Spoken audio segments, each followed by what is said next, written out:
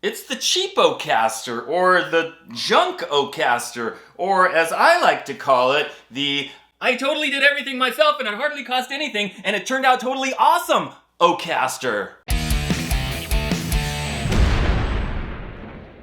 Hey guys, welcome back to the Ball Shredder channel, and yes, today we are checking out yet another one of my do-it-yourself custom builds. This is a totally unique, one-of-a-kind, one humbucker, bolt-on neck, Strat style electric guitar that I made for like right around $100. And I'm gonna tell you more about it, but first I want you guys to hear the all-new original jam that I wrote and recorded with this guitar just for this video. Check it out!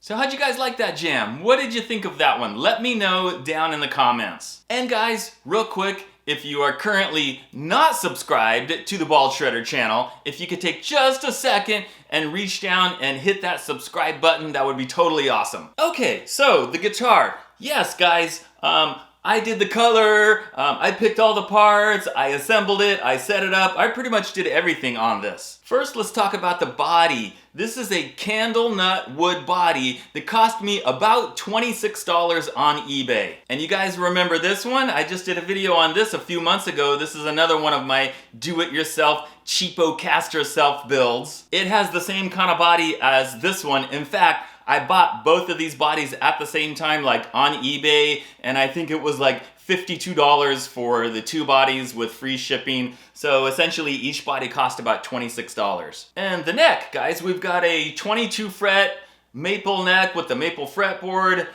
medium sized frets, fairly thin C-shaped profile, which I really like. And this neck actually came from Temu. Now, I didn't pay for the neck because it was in one of my sponsored Temu videos, but I do remember at the time that it was selling for about $33 on Temu. And I am pleasantly surprised at how good the fretwork is. No, it's not like absolutely 100% perfect, but the frets are pretty level. I didn't do any leveling on the frets, and I've got pretty low action and there really isn't any fret buzz. And the finishing and everything on it is pretty good. Now let's take a look at the bridge here, guys. I've got a Wilkinson hardtail bridge. Now of course this body was not designed for a hardtail bridge like all these like cheap replacement bodies that you can get, the really cheap ones. They're always routed for that, you know, simple, cheap 6-screw trim bridge. So what I did, because I prefer to have just a regular hardtail, I converted it. I filled in the little gap here with wood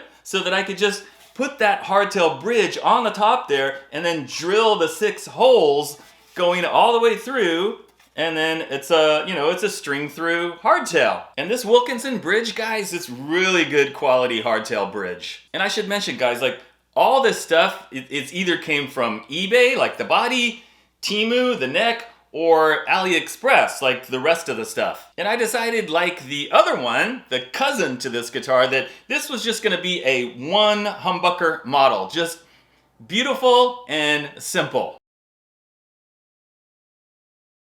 And for something different, again, I went with a metal pick guard. It doesn't have the usual plastic pick guard, just a metal one humbucker pick guard. Very simple control layout, being that it's just a one humbucker. All we've got is one volume and that's it. Now in the neck pocket, guys, the neck pocket was routed slightly too low. So I did have to put a shim in the neck pocket, a little piece of wood, like, you know, pretty thin, but just enough to get the neck up as high as it's supposed to be, so that if I hadn't done that, the neck would be too low and then the action would be way off the fretboard. So yeah, I had to put that piece of wood. I've done it before. I did it on the other guitar that I just showed you. I've done it on a few others. It's really not a big deal. Now the color, guys. What do you think about the color? Check out the color.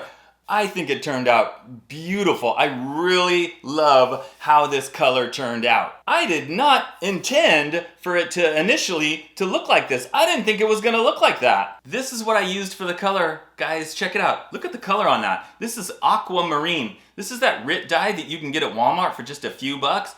I thought the color on the guitar was gonna be like this. Well, I was wrong, wasn't I? I mean, look at the difference in the color, right? Once I applied the color to the candle nut body, and I didn't put any kind of sealer or anything on it. I just put the dye directly onto the wood. Yeah, I sanded it a little bit to get it to be smooth, but look how you can see all the wood grain in there and the different colors in the wood grain. I thought it would all be, you know, pretty uniform, but man, all the like browns and there's some greens and there's a sort of some teal colors and just all this variation, all these different colors. I think it looks really nice. And you can see it really well on the back. You know, it's just in different parts of the wood, it soaks in and shows different colors. I don't know why exactly, but it looks really cool. And then the only thing I did to finish the body is I went over it with tung oil. So I just, you know, wiped on tung oil on the whole thing, let it dry, and then just kind of buffed it out with a microfiber cloth like a day or two later, and then again just let it dry for a while, and now it just feels like wood. But the color, the dye, it doesn't come off on my fingers or my clothes or anything. So what about the cost? I did mention that it's, you know, like right around $100 or so. So if you consider the body about $26, the neck about $33, and then you just kind of add up the rest of the stuff. But you know, all this stuff I got for real cheap. Again, eBay, AliExpress, Temu, so you're looking at right around $100. And while it might not be the most amazing sounding or playing electric guitar that I have or that I've ever put together, what I've got is something really cool, unique, and it's the satisfaction that I did it myself. I made it. I was actually able to put it together. I was actually able to finish it and connect everything and set it up. And wow, it plays pretty darn good. And I did that. And that feeling of self-satisfaction, that's worth way more than what I put into the guitar. In fact, the build process, the whole process of doing everything and coloring it and assembling it and doing everything and checking and rechecking and setting up, and then the very first time plugging it in and playing it, and you just feel like, wow, totally awesome. And that's why I like making these cheapo casters, as I called it, because you get to spend, you know, very little money. You're not spending a lot on parts, so you're not worried about, well, what if I mess it up, or what if it's no good, or what if it doesn't play? but you're just going through the process, and I don't know, kind of hard to explain, but it's just a lot of fun. I like doing it, and if it was gonna cost me like $500 or $700 every time I did it, well, I would be doing it a lot less often. So if I can do one for like $100 and it comes out as cool as this, well, hey, that's a win-win for me. Alright guys, so that pretty much does it for my latest do-it-yourself cheapo caster. Be sure to let me know what you think about this guitar down in the comments. Thanks for watching, and I'll see you next time!